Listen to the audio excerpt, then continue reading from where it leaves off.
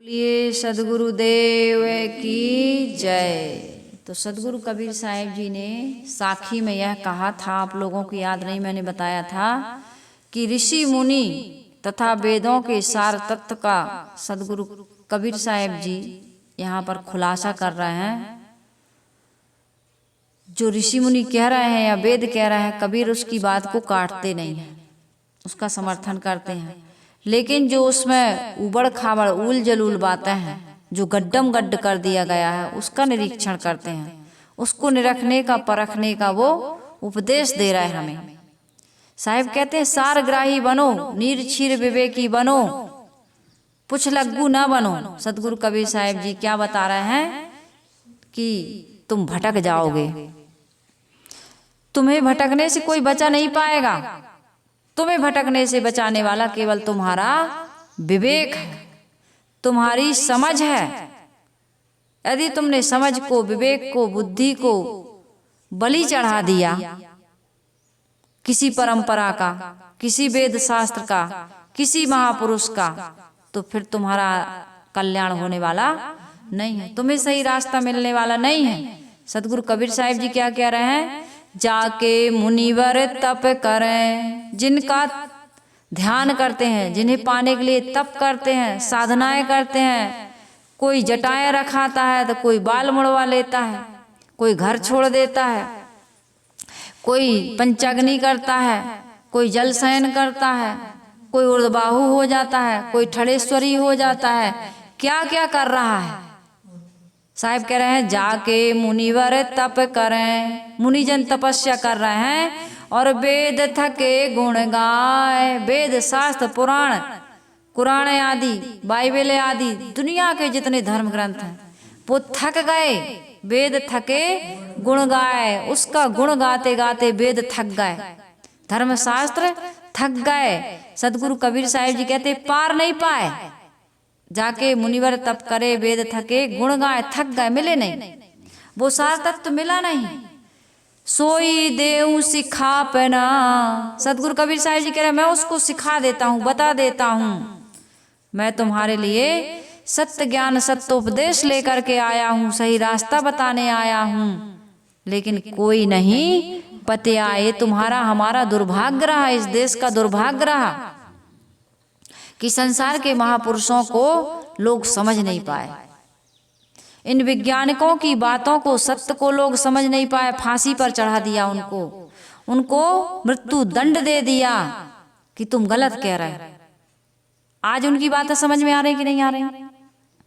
उन महापुरुषों की बातें आज समझ में आ रही, उन वैज्ञानिकों की बातें समझ में आ रही। आज भारत के बच्चे मान रहे कि नहीं मान रहे? सूर्य नहीं घूमता है, पृथ्वी घूमती है। पृथ्वी से 13 लाख गुना बड़ा सूर्य है, ये सिद्ध हुआ कि नहीं हुआ? आकाश पाताल से कोई देवी देवता नहीं उतरते हैं, इसी धरती पर रहने वाला मनुष्य ही देवी देवता है, जिसको कहा था उत्तरवाद महात्मा बुद्ध ने। उस बात को आज मान रहा है कि नहीं? आज तक किसी के सामने कोई भगवान उतरा? कितने अपराध हो रहा है, कितनी मासूम बच्चियों की इज्जत लूटी जा रही है, कितने लोगों का गला काट दिया जाता है। आज माता पिता खून के आंसू रो रहे हैं, ये वृद्धाश्रम खुल रहे हैं, और जो वृद्धाश्रम नहीं खुल रहे हैं, जिनके घर के माता पिता वृद्धाश्रम में नहीं जा रहे हैं, उनके माता पिता घर में रह करके स्वर्ग का सुख की अनुभूति नहीं कर रहा है। जो बच्चों के साथ व्यवहार किया गया था माता पिता के द्वारा, वो बच्चों के द्वारा माता पिता के लिए व्यवहार नहीं हो रहा, तो क्या वो सुखी हैं? वो माता पिता सुखी हैं आज? यहाँ पर सदगुरु कबीर साहिब जी कह रहे हैं जाके मुनिवर तप करें, वेद थके गुण गाए। थक गए तपस्या करते हुए, उनके बारे में बताते हुए, लेकिन बता नहीं पाए, प्राप्त नहीं कर पाए। कबीर साहब कह रहे मैं बता रहा हूं, उस सार तत्व के बारे में मैं बता रहा हूं, लेकिन लोग सुन नहीं रहे। कहाँ खोज रहा है उसको? आकाश में, पाताल में, पेड़ में, पहाड़ में, सूरज में, चंदा में, कहाँ कहाँ खोज रहा है? कहाँ कहाँ खोज रहा है आदमी। आज हमारे मध्य प्रदेश में जो परिक्रमा चल रही है नर्मदा मैया की, भंडारे हो रहे हैं, चुनरी चढ़ रही है, इतनी कथा भागवत हो रही है, लेकिन क्या घर के परिवार के वातावरण सुधर रहा है? कथा में तो हजारों लाखों की भीड़ हो रही और गाली दे दे करके महात्मा महापुरुष भी समझा रहा है। कीड़ा पड़ने लायक कहते तुम्हें कीड़ा पड़ेंगे, कीड़ा पड़ पड़ के मरोगे, सड़ोगे। तुम अपने सास ससुर की सेवा करो, कोई मान रहा? गाली दे रहा है, पैसा दे के उनको बुला रहा है, उनकी कथा सुन रहा है। अरे नक कटा कह रहा है कि नहीं कह रहा है? कोई नक कटा कह रहा है, कोई कह रहा है तुम्हें कीड़े पड़ेंगे। ऐसे ऐसे महात्मा हैं अभी वर्तमान के कथावाचकों के बारे में बोल रहे, नाम नहीं ले रहे, उनका सुनने जा रहे हो, लेकिन क्या उनके जैसे जो बता रहे हो उस काम को कर रहे हो?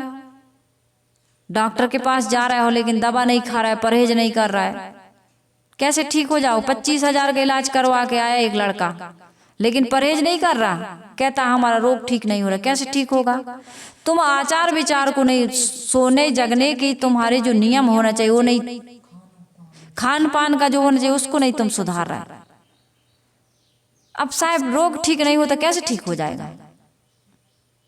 संयम नहीं है, परहेज नहीं है, उसके लिए तुम्हारे मन में कोई वो है ही नहीं है कि तुम गोलियों से ठीक हो जाओगे। कोई डॉक्टर आज तक, जब तक आदमी दिनचर्या नहीं बदलेगा, खान पान नहीं बदलेगा, कोई गोली आपका कोई रोग दूर नहीं कर सकता है। ये कथा पंडाल में भीड़ लगाने से समाज का सुधार हो जाएगा? समाज सुधारक तो समझा रहा है, लेकिन तुम मानोगे नहीं, चलोगे नहीं, व्यवहार को बदलोगे नहीं। 25 साल का हो गया, 30 साल का हो गया बेटा, शादी हुई, 25-30 साल का हो गया, बहू आई और 2-4 साल में बहू क्या कहने लगी? अरे तुम्हारी माँ के जैसी संसार में हमने माँ नहीं देखी। तुम्हारी माँ तुम्हें ऐसे कह रही थी, हमें ऐसे कह रही थी, ऐसी औरत, ऐसी लुगाई हमने घरों में कहीं जीवन में नहीं देखी। वो माँ क्या बन गई? औरत बन गई, लुगाई बन गई, वो बेटे की दुश्मन बन गई। और बेटा भी निर्लज्ज है, जो माँ के पास नहीं जाता, कहीं से आता है तो माँ के पास नहीं जाता, सीधा कहाँ जाता है? किसको बुलाते आता है, किसको पुकारते आता है? श्रीमती जी को। जो उसकी क्या बन गई? लाइफ लाइन बन गई, जीवन रेखा बन गई। वो क्या बन गई? उसकी प्राण प्रिया। जिन प्राणों की सुरक्षा करने वाली, पैदा करने वाली, दूध पिलाने वाली, गीले में से सूखे में सुलाने वाली, बीमार हो गए तो नाक पकड़ के दवा पिलाने वाली, सुई लगवाने वाली, और खुद दवाई पीती थी वो खुद। अरे बहुत मीठी, बहुत मीठी, ले बेटा पी ले, पी ले। कड़वी दवाई भी मीठा कह के वो तुम्हें पिलाती। तुम खेलने चले जाते थे, खाते नहीं थे, तो जानती थी तुम्हें भूख नहीं लगती थी, तुम खेलते रहते थे, तुम्हें भूख नहीं लगती थी। भूख किसको लगती थी? माँ को। बच्चे को थोड़ी भूख लगती। वो 2 साल की बच्ची आश्रम में आती, देखते हो, उसको भूख नहीं लगती, उसकी मम्मी को भूख लगती। मेरी बेटी को भूख लगे आई, वो पकड़ के खींच के ले आती थी, नहीं आते थे 2 तमाचा भी मारती थी। किस लिए मारती थी? वो हमारी दुश्मन थी। आज तुम्हारी पत्नी कह रही है कि ऐसी माँ नहीं देखी हमने संसार में, और तुम उसके खिलाफ खड़े हो गए। अरे खिलाफ खड़े नहीं हो, तुम बोल नहीं पा रहे हो। कहते भाई हम तो नहीं बोलते, हम किसको बोले? पत्नी को बोले कि माँ को बोले? दोनों को बोलो। जिसकी गलती है उसको बोलो, उसको बताओ कि ये हमारी माँ है, देवी माँ, जिसने जीवन दिया है, जिसने जन्म दिया है, देवी माँ है। वो पकड़ के ले आती थी और कहती थी ये खाना खा ले। किसको भूख लगती थी? पेट तुम्हारा भूखा रहता था, लेकिन पता उसको चलता था। उस माँ के खिलाफ आज पत्नी कुछ बोलती है, बेटा कुछ नहीं कह पाता। वाहरे जमाना तेरी हद हो गई, और बीवी के आगे माँ रद्द हो गई। माँ को डांटता है बेटा, माँ का अपमान कर देता है बेटा, और इससे बड़ा दुख संसार में कुछ होगा? तुम नर्मदा मैया की परिक्रमा कर रहे, घर की मैया की कितनी परिक्रमा करी तुमने? उतर नर्मदा मैया की नदी, नर्मदा माता कोई चुनरी पहनती, साड़ी पहनती है? पागल हो गया पूरा संसार। नर्मदा मैया को चुनरी, शारदा मैया को चुनरी, दुर्गा मैया को चुनरी, नौ दुर्गा में कितनी चुनरी चढ़ाते हो, कितना घंटा चढ़ा रहे हो, कितना जल चढ़ा रहे? नर्मदा मैया को जल चढ़ाओगे? शंकर भगवान को एक लोटा जल सारी समस्याओं का हल, ये बता रहे हैं। तुम एक लोटा जल चढ़ा रहे, माता पिता को कितना लोटा जल देते हो? जिसने तुम्हें स्तन का पान कराया है, तुम उसको पानी देते हो? तुम्हारी चुनरी चढ़ जाएगी नर्मदा मैया को। वो तो नर्मदा मैया है क्या? जल की धारा है, उसको साड़ी पहनाओगे? जल की धारा को तुम भोग लगाओगे, नारियल फोड़ोगे, वो खाती है? पैसा फेंकते हैं लोग, जय गंगा मैया, जय नर्मदा मैया। पागल हो गए हो तुम। अपनी माँ को 1 किलो सेव ला के खिला दो कि जय जननी मैया, नर्मदा मैया की जय, गंगा मैया की जय, दुर्गा मैया की जय, खूब सुनते हो। लेकिन जननी मैया की जय आज तक कोई नारा सुना? कौन ने पैदा किया था? ये नाक कान तुम्हारी टट्टी पेशाब कौन ने धोई थी? दुर्गा मैया ने, नर्मदा मैया ने, गंगा मैया ने? बताओ। आज तुम अपनी घर की मैया का अपमान कर रहे हो, बहू भी कर रहा, बेटा भी कर रहा। तुम्हारा नाती पोता जो देख रहा है वो तुम्हारा सम्मान करेगा, सिंहासन पर बैठाएगा, झूला झूलाएगा तुम्हें। क्या करेगा बताओ? कहते भैया बड़ा कलयुग आ गया, कलयुग आ गया। कौन लाया कलयुग? कहते भैया माला जपते हैं यार, मन नहीं लगता, राम राम कह रहा है, पाप कट जाए, कि भगवान मिल जाए, कि मोक्ष मिल जाए, कि स्वर्ग मिल जाए, कि वैकुंठ मिल जाए। मिलेगा? आज तुम्हारे हृदय में इतनी कुंठाएं हैं, इतना विकार भरा हुआ है। तुम देवरानी जेठानी आपस में बात नहीं कर रहे हो, भाई भाई को, भाई भाई के खिलाफ खड़ा। तुम्हारे भैया ऐसी कह रहे थे, आज भाई के खिलाफ भड़का रहा है। अरे तुम हमेशा भाई की बातों में लगे रहते हो, भाई की बात मानते हो। वो भाई तुम्हारा इतना हक ज्यादा ले लिया, अच्छी जमीन ले लिया, अच्छा मकान ले लिया। ये तुम्हारी माँ, वो तो बड़े भैया को चाहती, वो तो छोटे भैया को चाहती। माने जैसे बड़े भैया को पैदा किया था, ऐसे ही छोटे भैया को भी पैदा किया है, इसमें कोई संदेह। जैसे 9 महीना उसको रखा है, ऐसे ही 9 महीने इसको रखा। जैसे उसको दूध पिलाया, जैसे उसकी परवरिश की, जैसे तुम्हारी भी की। क्यों ऐसा भड़का रही हो? और तुम कैसे ऐसे भड़क जाते हो, कैसे अपने मन में सोच लेते हो? भाई के खिलाफ भाई को खड़ा कर दिया। बड़ा भाई बड़ा होता है, कंधे पे बिठा के ले जाता था। तुम्हारे स्कूल में कोई पीट देता था, मार देता था, कुछ हो जाता, वही लड़ने जाता था। कितने घरों में छोटे भाई को बड़ा भाई ऐसे पालता है, ऐसे परवरिश करता है कि पिता भी फेल हो जाता है। और उसी भाई के खिलाफ पत्नी आई, भड़का दी। भड़का देती है कि नहीं भड़का देती?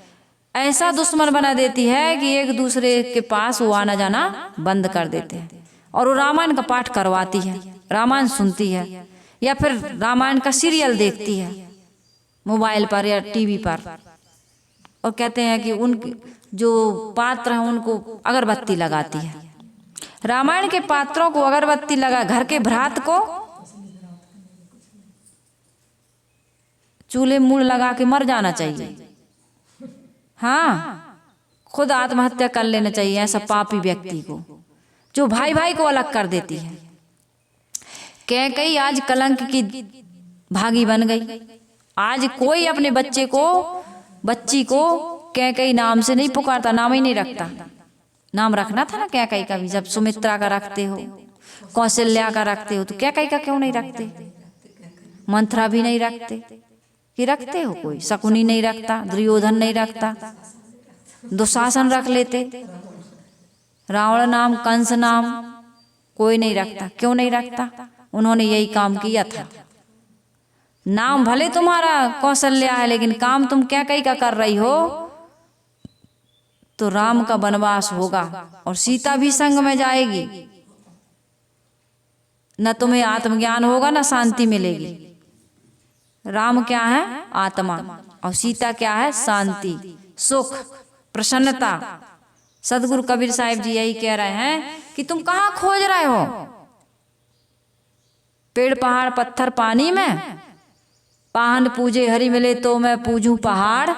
अरे इससे तो चक्की भली पीस खाए संसार। चकिया घर की अच्छी होती है, वो सिलबट्टा अच्छा होता है जो चटनी पीस के तो पेट की भूख बुझा देता है। कम से कम उसमें चटनी पीस लेते हैं सिलबट्टा में, और चक्की में अनाज पीस के भूख मिटा लेते हैं। तुमने उसको नहीं पूजा, तुम पहाड़ पूजने जा रहे हो, पत्थरा पूजने जा रहे हो। उस पर क्या चढ़ा रहे हो? जिसको पता ही नहीं क्या चढ़ रहा है हमारे ऊपर। आदमी जाता है तो जल चढ़ाया आता है, कुत्ता आता है तो एक पैर उठा करके वो भी जल चढ़ाया आता है। मैंने देखा वरनो उधर हम लोग गए थे गोसलपुर के उधर, तुम्हारे वहाँ पेड़ के नीचे एक काला पत्थर रखा है, डामल पोते की बानस पोते मुझे नहीं पता, शंकर भगवान बनाए होंगे लिंगी। और उस पर हम लोगों ने देखा, मैंने कि देखो साधना, इस पे जल चढ़ रहा है। आदमी भगवान का इतना अपमान कर रहा है, जगह जगह उनको बिठा के उसके ऊपर कुत्ता बिल्ली पेशाब कर रहा है, टट्टी कर रहा है। ये भगवान का अपमान नहीं करवा रहे तुम? करवा रहे कि नहीं करवा रहे भगवान का अपमान? क्या जरूरत है उसको बाहर जगह जगह बैठाने की? वो तो हम सबके अंदर बैठा ही है ऑलरेडी पहले से ही। उसको तुम क्या बिठा रोगे? तुम्हारी इस मनुष्य शरीर रूपी अन्न खानियों की ये जो मूर्ति है ना, संत परंपरा में कहते हैं भाई कितनी मूर्ति आ रहा है, ये अपन सब मूर्ति है और इसमें प्राण प्रतिष्ठा पहले से है कि नहीं? उसकी कीमत नहीं है, उसको नहीं जानते। सदगुरु कबीर साहिब जी कह रहे उसी को जानो, वही है सबसे बड़ा। उसको नहीं जानोगे तो तुम भगवान का अपमान कर रहा है। उसको बाहर बैठा बैठा के जो उसका अपमान हो रहा ना, जगह जगह कौआ बैठ रहे हैं, चिड़िया बैठ रही, बीट कर रही है। किसी भी महापुरुष की मूर्ति ऐसे खुले मैदान में या भगवान का चित्र या फोटो जगह जगह पैर के नीचे कुचल रहे लोग, ये भगवान के पुजारी हो तुम? हर कहीं तुम गणेश जी के, दुर्गा के, राम के, हनुमान के चित्र बना बना कर कितने जगह शंकर बन जाते हैं लोग बहुरूपिया, और बाजार में नाच रहे। भगवान नचने गाने वाला बना दिया, तुम भगवान की भक्ति कर रहे हो। सदगुरु कबीर साहिब जी कह रहे वो तो अंदर बैठा है भाई, अंदर। और ये बात गोस्वामी जी ने पूरी रामायण लिखने के बाद ये बात कही, घट में है सूझे नहीं लानत ऐसी जिंद, तुलसिया संसार को भयो मोतिया बिंद। तुलसीदास जी भी कहते हैं घट में है, घट में। पूरी रामायण लिखने के बाद कहा घट में है, लेकिन आदमी को सूझ नहीं रहा है। सदगुरु कबीर साहिब जी को हंसी आई, पानी में मीन प्यासी, मोहि सुन सुन आवत हासी। पानी में मीन प्यासी, जाको ध्यान धरे विधि हरि हर। ब्रह्मा विष्णु महेश जिसका ध्यान धरते हैं, जाको ध्यान धरे विधि हरि हर। मुनिजन सहस 88, सो तेरे घट माही बिराजे, सो तेरे घट माही बिराजे। परम पुरुष अविनाशी, मोहे सुनि सुनि आवे हासी। पानी में मीन प्यासी, मोहे सुनि सुनि आवे हासी। जाको ध्यान धरे विधि हरि हर। सबका नाम ले लेते हैं साहब। मुनिजन सहस 88, और सो तेरे घट माही विराज है। परम पुरुष अविनाशी कहाँ बैठा है? घट में। कहाँ ढूंढ रहे हो? दुनिया कहाँ ढूंढ रही? पूरी दुनिया 1-2% के लोग घट में ढूंढ रहा है और पा भी रहा है, और बाकी के लोग 100 में से बाकी लोग कहाँ खोज रहा है? कहाँ बता रहा है? ऊपर वाला भैया, ऊपर वाला। और ऊपर जाओ ना ढूंढने, फिर चले जाओ ऊपर। कहीं कहाँ गाओ आदमी है भाई, क्या तू ऊपर चले गाओ, ऊपर वाले प्यार जाओ ऊपर ढूंढो। मंदिर मस्जिद में काहे ढूंढ रहे, ऊपर जाओ। कहीं वो तो मरने के बाद मिलते हैं। हम पुजारी हैं, अब जिए ही रहे, मंदिर की सीढ़ियों पर माथा टेक ही रहे। बता रहे हो कहाँ ऊपर, ढूंढ रहे हो कहाँ मंदिर में, बैठा है कहाँ अंदर में। अंदर वाले की कोई कीमत नहीं है। इसलिए हम क्या कर रहे हैं, परंपरा के पुछलग्गू बन गए। सब बाहर खोज रहे हैं, सब ऊपर खूब बता रहे हैं, हम भी वही काम कर रहे हैं। ये देवी देवताओं को पूजने से हमारा कल्याण होगा नहीं। असली देवी देवताओं को पूजो। असली देवी देवता जो खाते हैं उनको खिलाओ, जो पीते हैं उनको पिलाओ, है ना। जो आशीर्वाद देते हैं, जो श्राप भी देते हैं, उनसे डरो, उनसे श्राप देते हैं लोग, श्राप लगती है। मैंने ऐसे लोगों को देखा है। और उस माता से मिली हूँ मैं, बहुत छोटी थी मेरी उम्र, इस शरीर की उम्र बहुत छोटी थी। वो माता रो रो के मुझे बताती थी, मुझे बड़ा आश्चर्य होता था। मैं सोचती थी कि मैं इतनी छोटी, अभी मेरी 13-14 वर्ष की उम्र होगी, 14 वर्ष की शायद, इतना ही रही होगी मेरी उम्र। और रो रो के मुझे बताती थी। वो माता कितनी दुखी रही होगी, उतनी बूढ़ी माँ एक इतनी छोटी बच्ची से अपने जीवन के दुख को रो रो करके कह रही, जबकि मैं उसका कोई समाधान नहीं कर सकती। आदमी कितना बावरा हो जाता, कितना पागल हो जाता है। पेड़ से, पहाड़ से, छोटे छोटे से बच्चों से रो रो करके दुख बताती थी। और जिस बहू के बारे में उसने बताया था, उस बहू की वो दुर्दशा मैंने देखी कि टट्टी और पेशाब की पोटली को हाथ में लेके घूम रही थी। वो ऐसा रोग हो गया था उसको। यही भोगना पड़ता है। आपन कर्म न मैटो जाई। तो ये है देवी देवता जो आशीर्वाद भी देते हैं और श्राप भी देते हैं। किसी की बद्दुआ न लो। और तुम तो अपनों की बद्दुआ ले रहे हो, अपनों की। कभी ईश्वर माफ करने वाला नहीं है। ईश्वर कौन है? प्रकृति, नियम। नियम से बड़ा, प्रकृति से बड़ा। महाभारत आपने देखा होगा, मैं काल चक्र हूँ, मैं सबको जानने वाला हूँ, मैं सब कुछ देख रहा हूँ, मेरे अंदर सब कुछ है। मेरे काल के चक्र में कितने कृष्ण हुए, कितने राम हुए, कितने व्यास हुए, कितने ऋषि मुनि हुए। मैं काल चक्र हूँ। काल चक्र सबसे बड़ा ना समय, जिसे कहते हैं समय। वो समय सबका हिसाब लेता है, सबका हिसाब बराबर भी करता है। वो किसी के गलतियों को, भूल चूक को क्षमा नहीं करता है। वहां रिश्वतबाजी नहीं चलती है, वहां कोई वकील पैरवी नहीं कर सकता है। वहां तो बिल्कुल कंप्यूटर की तरह निकलता है। जो इनपुट वही आउटपुट, क्रिया की प्रतिक्रिया, एक्शन टू रिएक्शन। वहां पर किसी प्रकार का कोई बदलाव होने वाला, तुम लगा लो खूब जोर, कुछ भी होने वाला नहीं है। तो ये बात है हम सबको समझने की आवश्यकता। कबीर साहिब जी कह रहे, कहां भागे जा रहे हो भाई? कहीं ऊपर किसी लोक में देवी देवता नहीं है, इस जड़ पिंडियों में भी देवी देवता नहीं है। अग्नि देवता, जल देवता, पृथ्वी देवता, वायु देवता, इनको हमने देवता माना। वेदों के ऋषियों ने क्या माना? इनको देवता माना, दैवीय शक्ति माना। इनमें शक्ति है, इनमें क्रिया है, लेकिन इनमें किसी प्रकार का ज्ञान नहीं है कि तुम अगरबत्ती लगा दो, कि पूजा कर दो। यदि तैरना नहीं आता तो गंगा मैया बहा के ले जाएंगी, नर्मदा मैया भी ले जाएंगी। यदि आग लग गई घर में तो हे अग्नि देवता, हम इतने नारियल चढ़ा रहे, इतनी पूजा कर रहे हैं, तुम शांत हो जाओ। कितने पागल लोग, आकाश बांधू, पाताल बांधू, 33 कोटि के देवता बांधू, अगाड़ी पछाड़ी सब बांधू।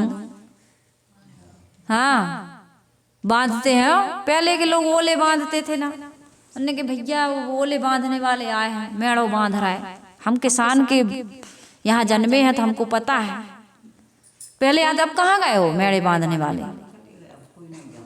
अब ओले भी नहीं गिरते, कहाँ गए वो सब बांधने वाले? हमारे यहाँ इधर आग ही लगी थी तो एक जन लोटा लेके आग कोई बांधी जाती, फिर दमकल गाड़ियां की जरूरत ही नहीं है आग बुझा है। फायर ब्रिगेड को बुलाने की जरूरत है? बुला लेते। पानी बरसाते हैं, कितने लोग पानी बरसा देते हैं, अखंड रामायण करा देते हैं, भैया देवी मैया करहैया चढ़ाओ। अब कोई काम ही नहीं बचा ना, अब तो करहैया चढ़ाओगे। अब पानी गिर ही नहीं रहा तो बोनी होगी कहाँ से? अब करहैया चढ़ाओ। अब देवी देवता किया और कहीं पानी गिर गया तो वहीं करहैया बरहैया छोड़ के भागोगे। चलो भैया बरस गाओ पानी, बोनी करना यार, बतर आ गई है। ये सब तमाशा चल रहा, खिलौना बनाया भगवान को, खिलौना। ये देवी देवताओं को खिलौना भूला है आदमी, असलियत को समझ ही नहीं पा रहा है कि तुम्हारी आत्मा ही परमात्मा है, मनुष्य देवी देवता हैं। सतगुरु कबीर साहिब जी कहते हैं, जाके मुनिवर तप करें, वेद थके गुण गाय, सोई देव सिखापना। बड़ा दुख होता है, कोई नहीं पते आए, कम लोग समझे। यहाँ पर ये बताया जा रहा है कि भाई हमारे वेद के आध्यात्मिक ऋषि भी यही कह रहे हैं। क्या कह रहे हैं? कि आकाश पाताल की ओर मत दौड़ो। प्राचीन काल में जब ऋषिगण हवन तर्पण यमन यज्ञ करते थे तब कहते थे कि प्रकृति के नियम गुण धर्म ठीक चलते हैं, तो उन्होंने कहा कि भैया ये कल्पनाएं छोड़ दो, और उन्होंने कितनी सारी कल्पनाएं छोड़ दी। देवी देवताओं को यज्ञ में जो पशु बलि नर बलि आदि करते थे उसको छोड़ दिया, कुछ भी नहीं हुआ। तुम भी छोड़ दो ये सारी चीजें, कुछ भी होने वाला नहीं है। डरने की आवश्यकता नहीं है कि कहीं कोई आकाश में बैठ कर्म भर सही करो। तुम किसी को सताओ मत, दुखाओ मत, लूटो मत, ना किसी को तुम सताओ, ना किसी का दिल दुखाओ, ना लो तुम किसी की हाय, बोलो ओम नमः शिवाय, बोलो ओम नमः शिवाय। कितना बढ़िया है। अब तुम दूसरों को सताओ, दूसरों को दुखाओ, दूसरों की ले हाय, तो क्या करेगा ओम नमः शिवाय? मन में भरा है छल और चढ़ाने जा रहे हो जल, तो कैसे होगा समस्या का हल? कभी नहीं होगा समस्या का हल। जल चढ़ाते रहो लेकिन छल करना न छोड़ो, तो जीवन में दुख आएगा। इसलिए वेद के आध्यात्मिक ऋषि कहते हैं कि फैले हुए तंतु, ऋत के तंतु जो हैं, प्रकृति के जो नियम हैं, उनको समझ जाने वाला व्यक्ति फिर वही हो जाता है, वही वो है ही, हो क्या जाता है ही।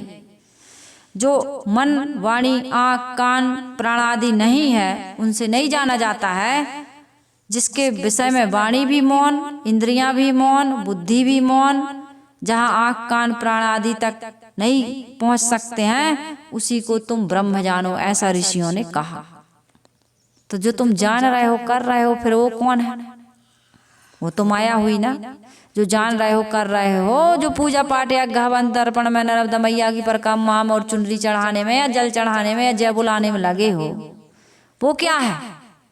जब ऋषि कह रहे हैं कि वहां मन नहीं पहुंच सकता, बुद्धि नहीं पहुंच सकती, वाणी से उसको नहीं समझा जा सकता, आंख नाक कान जीभ त्वचा उसमें असमर्थ हैं, तो तुम जो कर रहे हो क्या है? विचार करते हो क्या है? ये सब ये पवित्र कर्म है, मन की शुद्धता के लिए है, वहां तक पहुंचने का एक रास्ता है। ये पूर्णता नहीं, वो उससे तुम्हारा कल्याण होने वाला नहीं है। ये जो तुम पान तमाकू ठेला पर जाते थे ना, शराब वराब पीते थे, मांस खाते थे, उससे रोकने के लिए बताया कि भैया नर्मदा की परिक्रमा करो, चुनरी चढ़ाओ, भंडारा करो। वहाँ ये मुर्गा मटन वाला काम छोड़ो, शराब दारू छोड़ो। 9 दिन जो तुम छोड़ते हो ना, 9 दुर्गा में और गणेश उत्सव में और 1 महीना कांवरिया लोग, ये जीवन भर के लिए छोड़ो। ये तुमको बताया कि जैसे 9 दिन 10 दिन 1 महीना तुम अच्छे से रहे, वैसे तुम पूरा जीवन अच्छे से रह सकते हो और प्रसन्नता के साथ रह सकते हो, सुख के साथ रह सकते हो, शांति के साथ रह सकते हो, पवित्रता के साथ रह सकते हो। वैसे तुम रहो। 4 वेदों से जो उपनिषद है बनी, उसमें कहा मैं ब्रह्म हूँ, तू ब्रह्म है, और ये सभी लोग, ये आत्मा ब्रह्म है, ज्ञान ब्रह्म है, ये यही बताया गया है। 4 वेद छट करके आई हैं, छन करके 4 बातें, वो हमको समझना चाहिए कि हम और आप सब क्या हैं, ब्रह्म का रूप है। हम अंशंसी नहीं हैं, व्यापक नहीं है, कठपुतली नहीं है, तुच्छ नहीं है, दीनहीन दरिद्र नहीं है। हम क्या हैं, सॉलिड आत्मा। हमसे ज्यादा शक्तिशाली कोई नहीं, हमसे ज्यादा महान कोई नहीं, हमारे समान नहीं है तो हमारे जैसे महान कैसे, हमसे महान कैसे हो सकता है।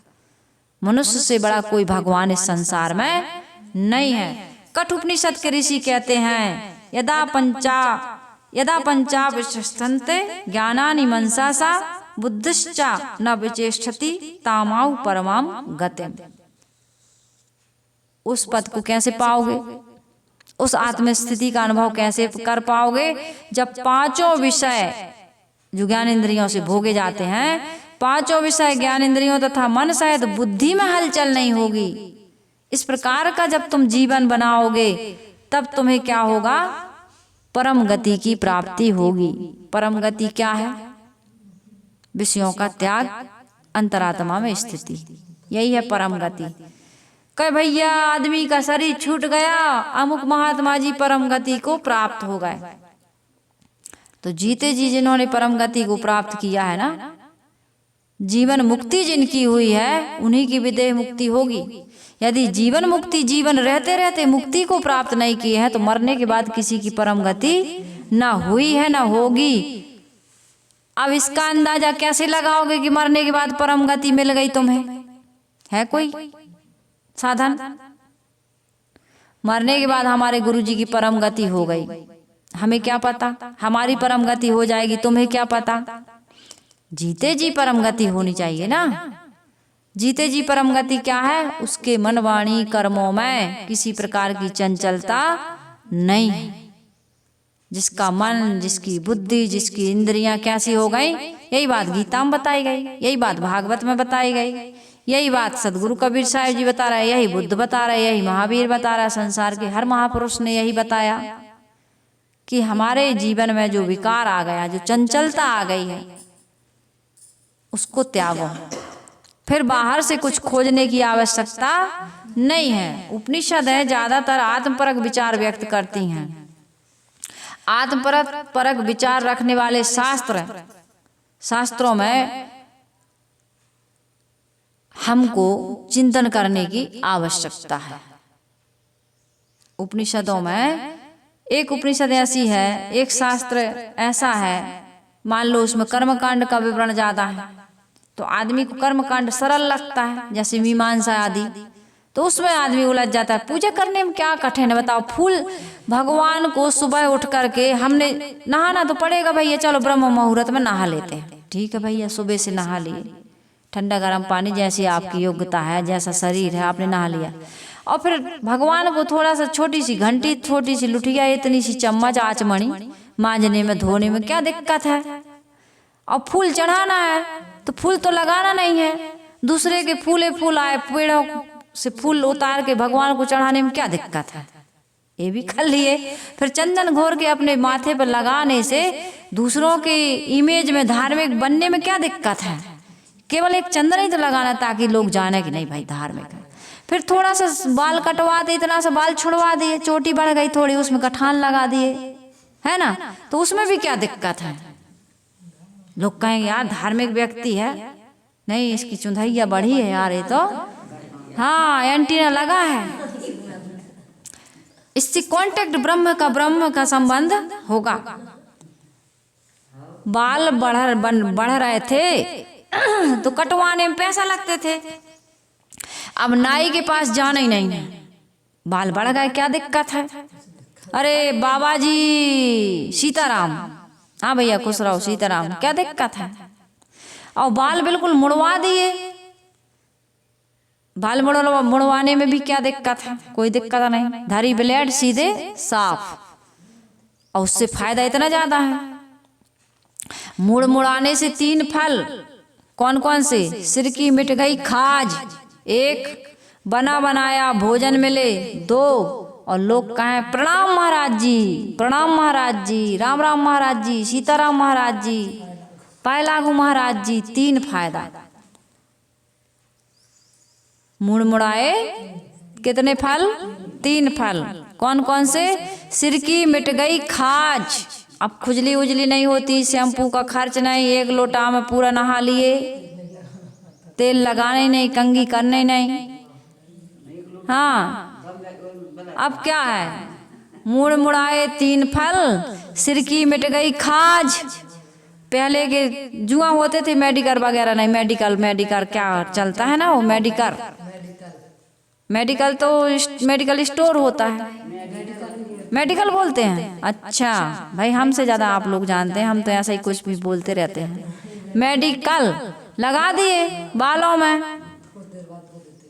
हाँ, तो चिपटी जुआ वाली छोरी के जुआ खत्म।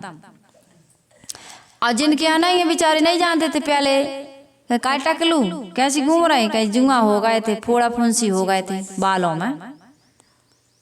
फायदा ही फायदा है ना मुड़ मुड़वाने से।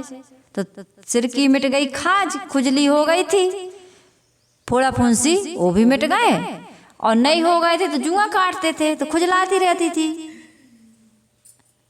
आपकी बिटिया सुषमा बाई। तो सिर की मिट गई खाज। खैर ये तो हमारे तो बड़े बड़े बाल थे। सिर की मिट गई खाज और बना बनाया भोजन मिले। और लोग कहे महाराज तो बाल मुड़ाने में, जटा बढ़ाने में फायदा ही फायदा है, इसलिए लोग बढ़ा लेते हैं, मुड़ा लेते हैं। इससे तुम्हारी परम गति मिलने वाली नहीं है। ये परम गति, ये सब कराने से लोग कहते हैं कि महाराज जी महाराज जी महाराज जी, लेकिन अपने अंदर के महाराज जी खुश हैं कि नहीं हैं? हमारे अंदर के महाराज जी तो सबसे नाराज जी हैं, सबकी शिकायत कर रहा है, अमुक चेला ऐसा, फलाना गुरु ऐसा, अरे वहाँ गए थे तो उसको पहले माला पहनाई थी, अरे उनकी गद्दी पहले लगाई थी, उनकी आसनी, उनको प्रमुख वक्ता बनाया था, हमको सेकंड नंबर का बनाया था, उनको लास्ट में प्रवचन दिया जाता, उनको 45 मिनट दिए, हमको तो 5 ही मिनट बोलने को मिले। अब महाराज जी बड़े नाराज जी हैं, महाराज जी का जी बड़ा नाराज है, महाराज नाराज। अभी कितना अंतर है, महाराज को नाराज नहीं होना चाहिए, प्रसन्न होना चाहिए। भाई अच्छी बात है, 2 मिनट बोलने को मिला, हम तो मौन ही रहना चाहते हैं। ऐसा भाषण करते करते लोग कहते हैं क्या करें, समय का अभाव है। क्या करें, समय का अभाव है। और फिर क्या करें, यदि हमने बोलने में थोड़ा समय ज्यादा ले लिया हो तो हम क्षमा चाहते हैं, 2 चांटा मार दो किसी को और कहें हम क्षमा चाहते हैं, वो चांटे का दर्द ठीक हो जाएगा। उस समय जो तुमने 2 मिनट खाया है वो लौट के आएगा, और माफी मांगने में कुछ सेकंड और लग रहा है तुम्हें, और जितना समय दिया तो वहीं चुप हो जाओ। खैर गलती सबसे हो जाती है, कभी कभार के बन जाता है, लेकिन तुम्हारी आदत हर कहीं। तो ये सारी चीजें मैं ये कह रही थी, शांत रहना चाहिए। इसमें ये बता रहा है कठि उपनिषद ये कह रहे 5 ज्ञान इंद्रियों सहित मन बुद्धि जब चंचलता को त्याग देते हैं तो हमें क्या चीज की प्राप्ति होती है? परम गति की प्राप्ति होती है। और ये परम गति मरने के बाद नहीं मिलती, ये जीते जी प्राप्त की जाती है। किसी के लिख देने से, कह देने से नहीं मिलती, और किसी को पूजने से भी नहीं मिलती, एक काम करने से मिलेगी। अपने जीवन को ऐसा बनाना पड़ता है तब मिलती है। फिर कोई लिखे या ना लिखे, कोई कहे या ना कहे, कोई जाने या ना जाने, कोई माने या ना माने, हमारा महाराज जी खुश है अपने आप में। हमारे महाराज जी हमारे कर्मों से खुश हैं, हम खुश हैं। कोई हमसे हमें जाने या ना जाने भाई, उससे क्या नुकसान है। तो मैं ये कह रही थी महात्मा बुद्ध ने भी यही कहा, लेकिन उनके सिद्धांत थोड़े थोड़े अलग हैं। आत्मपरक बातें वो भी करते हैं, लेकिन अपने ढंग से थोड़ा सा उन लोगों में क्या क्या ये आ गया है। महात्मा बुद्ध जो क्षणिक, उनका क्षणिकवाद सिद्धांत है, और जैन में जो आत्मा का संकोचन विकासन माना गया है, ये थोड़ा सा उनमें भी कबीर के विचारों से मैच नहीं करते हैं 100%। तो उसको आप सर्च करके और देख सकते हो। मान लीजिए आपके पास बीजक नहीं है तो आप मोबाइल में देखिए कि बुद्ध का सिद्धांत क्या कहता है, महावीर का सिद्धांत क्या कहता है, सदगुरु कबीर साहिब जी का सिद्धांत क्या कहता है। इन चीज़ों को समझ करके अपने जीवन का छुटकारा करना, मुक्ति प्राप्त करना ये हम सबका परम कर्तव्य है। साहिब कहते जाके मुनिवर तप करें, वेद थके गुण गाए। यहाँ मुनि से वैदिक मुनि है, जैन मुनि, बौद्ध मुनि, महात्मा सब आ जाते हैं। और इतना ही क्या, ऋषि मुनि, पीर और औलिया सबकी आलोचना करने वाले तथा सबको आदर देने वाले निराले संत, विश्व के महान संत सदगुरु कबीर साहिब जी सबके सार विचार को स्वीकार करते हैं और असार को, थोथा को वो उड़ा देते हैं, किसी की परवाह नहीं करते हैं। इसलिए संसार के सभी महापुरुष और शास्त्र वेद आदरणीय हैं, लेकिन विचार पूर्वक। सदगुरु कबीर साहिब जी कहते हैं झूठा वेद कितेब कहा किन झूठा, झूठा जो ना विचारे, कर विचार विकार परिहर तरन तारण सोए। कहें कबीर भगवंत भजो नर, द्वितीया और ना कोई। विचारों को कभी भी तिलांजलि देने की आवश्यकता नहीं है। सार को विचार करके ले लो और विषय वासना तथा सांसारिक इच्छाओं को छोड़ दो, अपने आत्म स्वरूप में स्थित हो जाओ। इससे बड़ी परम गति संसार में और कोई नहीं है। विश्वास न करने का कारण कबीर का परंपरा के प्रति विद्रोही स्वर। कबीर साहिब जी किसी का विद्रोह नहीं करते। कबीर साहिब जी तो अंधविश्वास का, चमत्कार का, पाखंड का विद्रोह करते हैं। क्यों करते हैं? क्योंकि इससे हमारा आपका सबका नुकसान है, फायदा कुछ भी नहीं है। हम जितना भी सिद्धि प्रसिद्धि कमाएंगे चमत्कार फैला करके, ये मैंने कहा ना, धन से कोई व्यक्ति सुखी नहीं होता, धन से कोई धर्म भी नहीं होता। यदि बुद्धि शुद्ध ना हो तो धन से धर्म नहीं होता, धर्म से प्रेम नहीं मिलता, शांति नहीं मिलती, अमरता नहीं मिलती। ये धन तो जीवन गुजर के लिए, निर्वाह के लिए, थोड़े में आदमी का निर्वाह हो जाता है। थोड़े में निर्वाह ले, संचय छोड़ सुपास, मन की आशा दूर धरी, अभय स्वरूप में वास। अभय स्वरूप में वास कब होगा? जब थोड़े में निर्वाह की भावना प्रत्येक व्यक्ति के जीवन में जागृत होगी, तो ये सारे अपराध शांत हो जाएंगे। ये अपराध क्यों हो रहा है? थोड़े में निर्वाह करने की हमारी भावना नहीं है। तो इसलिए मैं ये कह रही थी कि हम सबको क्या करना चाहिए? अपने आत्म कल्याण का कार्य करना चाहिए। यदि आत्म कल्याण का कार्य हम नहीं कर पा रहे हैं तो फिर हम समाज का भी कोई हित नहीं कर सकते। और आत्म कल्याण के लिए हमें कहीं बाहर भटकने की आवश्यकता नहीं है। यदि हम बाहर भटक रहे हैं तो कुछ भी मिलने वाला नहीं है। सदगुरु कबीर साहिब जी ने कहा कि वस्तु अंते खोजे अंते, क्यों करावे हाथ, सज्जन सोई सराहिए, जो पारख राखे साथ। तो सदगुरु कबीर साहिब जी के विचारों की विजय आज हो चुकी है। सदगुरु कबीर साहिब जी जो चाहते थे उसके अनुसार आज भारत का संविधान बना है। ये सदगुरु कबीर साहिब जी के विचारों की विजय है ना।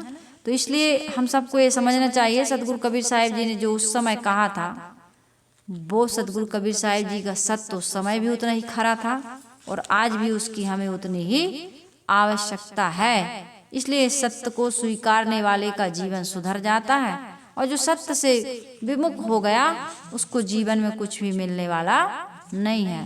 तो मैंने सदगुरु कबीर साहिब जी की एक साखी जो हम पढ़ चुके थे, इसको पुनः मैंने थोड़ा सा और मुझे संतोष नहीं था, मुझे लगता था कि और इस पर मैं चर्चा करती रहूंगी और नए नए ढंग से। आप लोग भी इस पर चिंतन करते रहें। इन्हीं शुभकामनाओं के साथ कि हम सबका कल्याण हो, सबके घर में सबके माता पिता का आदर हो, असली देवी देवताओं की असली पूजा यानी उनका मान सम्मान, उनकी आवश्यकताओं की पूर्ति होनी चाहिए। सबके जन जन के मन में ये चेतना आए, ये सावधानी आए, जागृति आए। हमारा पूरा भारत देश ही नहीं, विश्व के सभी लोग इस बात को समझें और जीवन में भटकने से बच जाएं, अपने आत्म स्वरूप में स्थित होकर के परम गति को प्राप्त हों। इन शुभकामनाओं को लेकर के कबीर आश्रम देवरी चैनल, जिला नरसिंहपुर, मध्य प्रदेश से साध्वियों के आश्रम से आपको एक कथा, ये सत्संग सुनाया जाता है। इस सत्संग का या इस चैनल का या इस देवरी आश्रम का मेन उद्देश्य यही है कि सब तक सदगुरु कबीर साहिब जी के सार संदेश पहुँचे और सबका जीवन सुखमय हो, निर्भ्रांत बोध प्राप्त हो और प्रेम पूर्वक सब एक साथ एक दूसरे के साथ सुंदर व्यवहार करते हुए इस मानव जीवन को सफल सार्थक बनाएं। आइए हम गुरु वंदना कर लें और सत्संग को विराम दें। वंदन है गुरुदेव तुमको,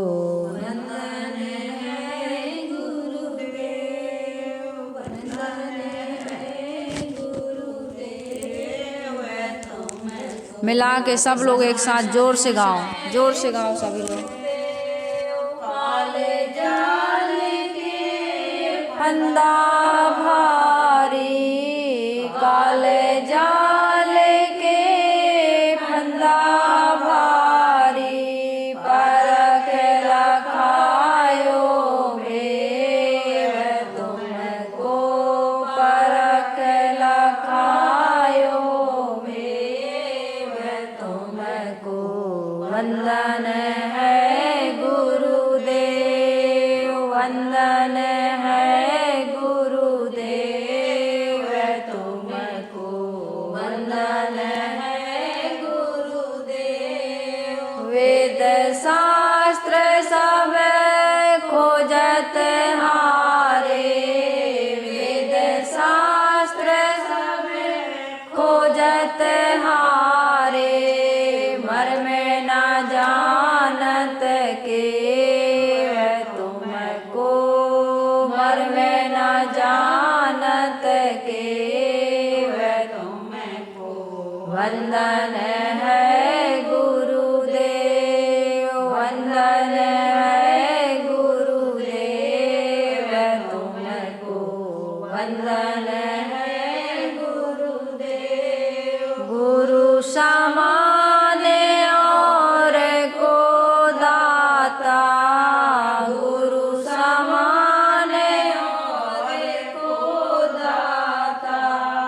ताकि करिए सेव तुमको, ताकि करिए सेव तुमको, वंदन है गुरुदेव, वंदन है गुरुदेव तुमको, वंदन है गुरुदेव।